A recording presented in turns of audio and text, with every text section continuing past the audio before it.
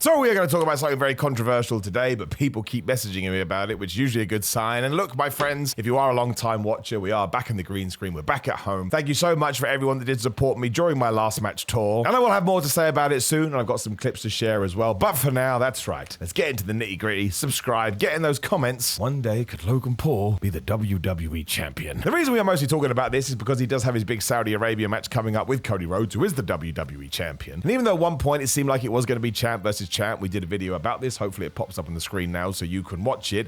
It leaves the result, I suppose, in no doubt. Now, maybe WWE does a no contest or a disqualification or something like that, and believe you me, if they do, I'm going to be back on here talking about it because I think that would be really silly. But just by the nature of the things, the other way it could go, should WWE choose to do it, is giving Logan Paul a WWE Championship run. Now, I was listening to the Wrestling Observer the other day because somebody had mentioned it to me, and Dave Meltzer actually said, of course it would be stupid now to give it to Logan Paul, but in the future, I don't think it would be the worst thing in the world. And as soon as he had said those words, everyone was like, no, you can't make Logan Paul the WWE champion. It would be like what we did with WCW and David Arquette back in 2000 or 2001, whatever it was. And I think that's way too fair. Like, even David Arquette has come out and said, I thought this was a terrible idea. And by the way, he donated all the money that he earned from that run to the families of deceased wrestlers. So he's like the greatest person ever. But also, he wasn't a wrestler. He'd come in to advertise Ready to Rumble. It was done as a massive marketing stunt. Now listen, if Logan Paul did become the WWE champion, I'd have to imagine the main reason WWE would do it would be for promotion, because obviously social media would go crazy and you'd probably get picked up by mainstream entertainment outlets, and this is one thing they love to do the most. But you cannot compare him to someone like David Arquette other than the fact that they were celebrities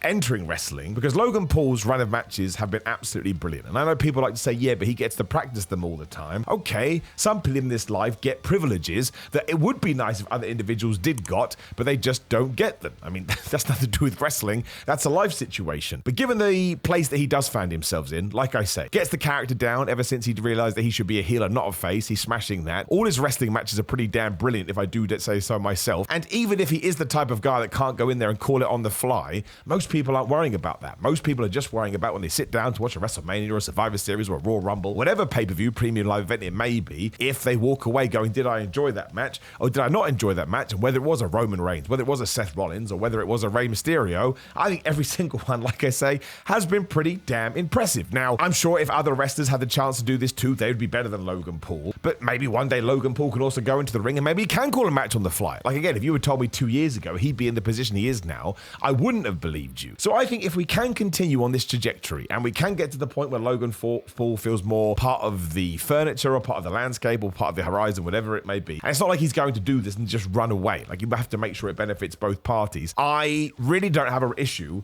with Logan Paul becoming the WWE champion as long as everything we just talked about becomes true and also the story makes sense. I don't want to do it for the sake of doing it, which is what we did do with David Arquette. I don't want to do it because lol. I want to do it because we sit there to write a narrative and somebody suggests, well, to get to there and to do this point, which in order to get to the last point, in the middle, Logan Paul should be the champion, then I'm totally good with that, because I always say, wrestling goes 52 weeks a year. There is so much content on television. You cannot expect every single thing to be totally tailored to you or totally in your ballpark, because it's just not realistic. Now, I'm not sure I would ever book Logan Paul as WWE champion, but I do think it has to be on the table. I do think it has to be on the cards, again, as long as he is dedicated, because if that's not, then what else is being taken away for the ideas board? And when it comes to something where you do have so much content, everything should be on the ideas board. And if you do think it's a good idea, then your job is to try and figure out, well, how creatively do we get there so it feels satisfying? And another criticism people like to throw in when we do talk about Logan Paul is, yes, but outside the wrestling ring, he has done X, Y, and Z. Listen, I agree with what a lot of people do say. Some of the things he has done in the past have been appalling, but if we're going to start applying that brush to anyone in entertainment, then we can't talk about anything because some awful people have done some horrible things. So I am just talking about Logan Paul, the professional wrestler. Now, I don't want it to beat Cody Rhodes for the damn thing. I genuinely will lose my hair. Haha, funny, if WWE would do that. But there is no way we built Cody Rhodes up for 2 years to lose it to Logan Paul. But I think I would even have an issue with the fact doing a no contest or not allowing Cody Rhodes to get that visual pinfall or get that visual submission or whatever it may be over someone like Logan. Because again, a lot of the people I just mentioned that he has fought, you can argue they're Cody Rhodes' contemporaries, they're Cody Rhodes' competitors within the wrestling space. So if they beat them, or they beat Logan Paul, Cody Rhodes should absolutely be beating Logan Paul, unless we're going to do the rematch at SummerSlam, which is in Cleveland or wherever the hell Logan Paul is from. Do you want a hometown hero thing with Logan Paul? I don't know, but there must be a reason behind this. Like, originally, I did a video on it and now I look stupid, but that's happened throughout my life, so that's fine. I kind of thought that maybe we were going to give a United States Championship to Cody Rhodes, because the man sold sold $1 million worth of merchandise over WrestleMania weekend, so why not double down on this? Now, it's a very dangerous thing to do, because if any kind of wrestling community feels like the top babyface is being pushed down their throats, you're going to get a Roman Reigns situation, you're going to get a John Cena situation. That isn't the case. I mean, the closest we've got to it is because The Rock was involved over WrestleMania weekend. Maybe Cody got a few boos, but he's on top of the world right now. And you can even argue that Raw has suffered ever since he has moved to SmackDown, because people are just going to follow the American Nightmare wherever he goes. But we're only at the start of all of this. And I think we need to cement Cody as the best champion he possibly can be. And I don't think that only 2 months after WrestleMania and after beating AJ Styles in a very, very good match, but that was always on the card, that going 50-50, or not even going 50-50, but having a somewhat controversial result on a Saudi Arabia pay-per-view, Premium Live Event 2, is going to do him any favors. But once again, the question gets thrown back into the mix. Then why are we doing it in the first place, especially now, because the US title isn't on the line? I understand why the US title is on the line. If you want to argue it is good heat for Logan Paul, that does make sense. But actually, my heat, if I have any of that, isn't being aimed at Logan, and it's being aimed at WWE. I think this was a bit of a bait and switch, and I think you probably early on should have got across, or at least hinted that it was just going to be one for championships, one for the WWE Championship, and not go on social media and be like, go for all the gold, baby, or whatever the hell Cody said. Now, I understand that's his job. He's got to be able to tease it. But at the same time, if Cody Rhodes does just beat Logan Paul for the 1, 2, 3, does that then mean he gets to go after the US Championship? And what does that mean when, I assume, come SummerSlam, somebody like LA Knight takes on Logan Paul? Because we have teased that once again. SmackDown, and we also, end of last year, especially at Money in the Bank in 2023, we were pushing hard that we may go in that direction. And, you know, if Logan Paul, who is a champion now, has a loss on his record when he does hold the title, and then he goes on to take on LA Knight, again, does that take away some of the momentum that he has? Does that take away some of the pomp and circumstance that LA Knight may get when he becomes the United States champion? I don't know. It's certainly a question to answer. And I suppose I get worried because it is a Saudi Arabia show. Has it just been requested? Let's not forget that I think it was Yokozuna who was once asked to be on a Saudi Arabia show, and Yokozuna's been dead for 20 plus years. And it kind of feels like when it comes to these events that whatever the people that are paying for want is what they get. So maybe they know Logan Paul's a big deal. They know Cody Rhodes is a massive deal. And they think bringing these two entities together is just going to get the advertising and the promotional content that they want from doing these pay-per-views, premium live events to begin with. But it just really, really confuses me. But I absolutely do not think that, not this year, not even next year, we're talking about maybe 2026, that you can't have Logan Paul have a short run with the WWE title. Doesn't need to go on for 6 months, doesn't need to go on for a year. I mean, he could go 3 months, right? He could have one defense on a pay-per-view, and then he could face someone like a Sami Zayn, or he could face someone like a Kevin Owens. Like, I think these are the type of people that if all of a sudden one of the world championships, which now are both really, really prevalent on Raw and SmackDown, but if one of the championships did end up in one of those positions, and everybody was super duper mad that Logan Paul was holding the title, but you only want to do it for a short time, and then out came a Sami Zayn, or out came a Kevin Owens, or even out came an LA Knight, depending on where we are in a few years' time. I think one of those guys could be somebody that beats Logan Paul, because of course they're WWE guys, so you're going to get less politics. And even if one of those three only held it for 6 months before they dropped it to the norm, a Roman Reigns, a Cody Rhodes, a Randy Orton, whoever it may be, you know, these people that always live in the upper echelon, then actually you may be killing two bows with one stone there, because Logan Paul will get the attention that you are hoping for. And I know especially in the next few years, I would like Kevin Owens to have one last proper world title run. Once more, it doesn't need to go on for an eternity or anything like that, and maybe that would actually be more detrimental to the character. But the first one he had in 2016, there was a lot of nonsense, the Goldberg thing. There were so many distractions. He didn't really feel like a world champion, but he's so good. He's one of my favorite wrestlers, not just now and not just ever, that, you know, there is a positive point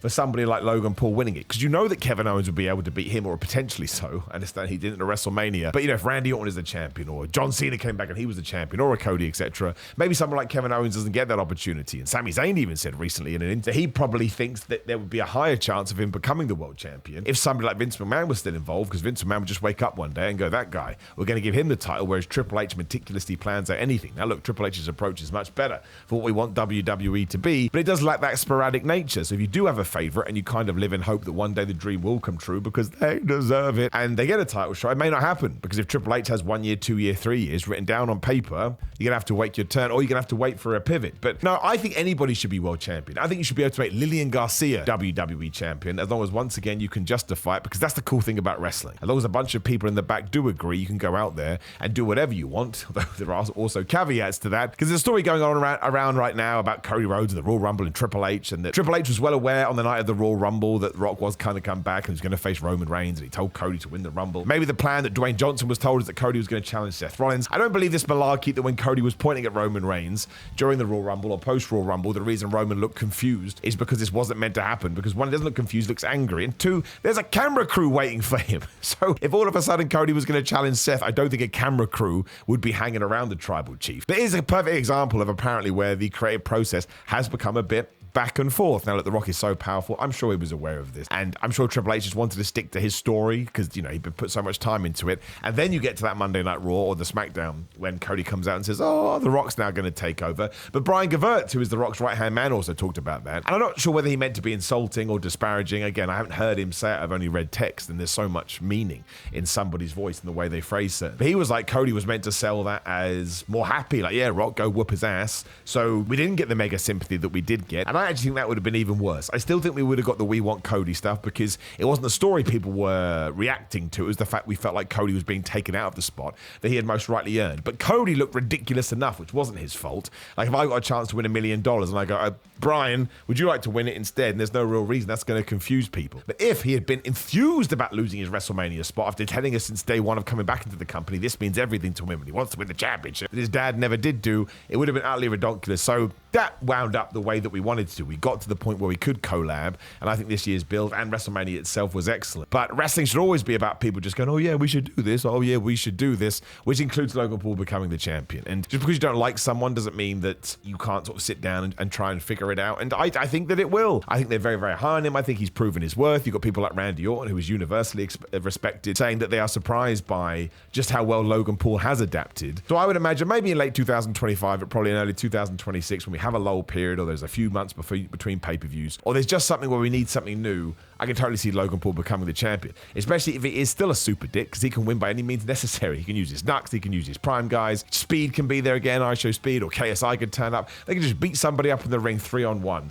Let's say it was Cody Rhodes, I'd rather it wasn't, but they could just smash him with chairs and smash him with tables, the ref sees nothing, and Logan Paul basically steals the title, and maybe Cody Rhodes wins it back in the next 24 hours. But I think you should be able to do anything in wrestling. I think it's massively important. I just think it's boring if you don't. And there's way too much stuff to get bored about other than this. But I really would like to know what you think about Logan Paul being the champion. So like I said, there's comments down there. Let me know. If you are totally against this, please, and hopefully I'll take some of the major reactions and we can do a video on that too. Like the video, share the video, and subscribe. Click the video on the screen, which is going to be me in a random hotel because we got some time now. I am set here, yeah. So 2 months in America, traveling for the last match. I went to North Carolina, South Carolina, Atlanta, Georgia, Albany, New York, Queens, New York, Vermont, Baltimore, Philadelphia, ECW Arena. We did center stage, and it was totally wonderful. And I got to play the bad guy. I got to be a heel, and I got to do a bunch of ad-libbing. So I had the time of my life, and I really do appreciate the fact that you tune into my videos, but hopefully this looks a little bit nicer too. Click that video, and you'll be able to see it. Otherwise, it's grillandmind.com/Simon. Use the code Simon to get 10% off, and please go there all the time and always use this code.